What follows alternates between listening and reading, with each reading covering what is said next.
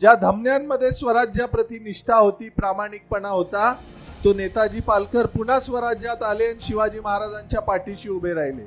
अभिजित पाटलांच्या बाबतीत सुद्धा असंच काहीतरी घडलं. एक उमदा कार्यकर्ता जो पवार साहेबांच्या पाठीशी ताकदीने उभा राहतो, पवार साहेबांसाठी लढतो, स्वाभिमानाने या मातीतल्या जनतेसाठी काम करतो, असा योद्धा जेव्हा आपल्याला वश होत नाही, आपल्या मागण्या ऐकत नाही, त्यावेळेला त्याच्यावर खोटे आरोप केले जातात, त्याला फसवलं जातं. आणि हाच प्रकार लोकसभेच्या वेळेला घडला. मी स्वतः त्याचा साक्षीदार होतो. पण मला आज इथं अभिमानानं सांगायचं आहे की पवार साहेबांच्या मुशीत तयार झालेला हा योद्धा, आपल्यामधला जनसेवक, आपल्यासाठी अहोरात्र झगडणारा एक नेता आज पुन्हा आपल्या बरोबर उभा आहे, पवार साहेबांच्या बरोबर इथं उभा आहे. त्यामुळे पवार साहेबांचे हात जर मजबूत करायचे असतील तर अभिजित पाटलांना आपण इथं निवडून दिलं पाहिजे.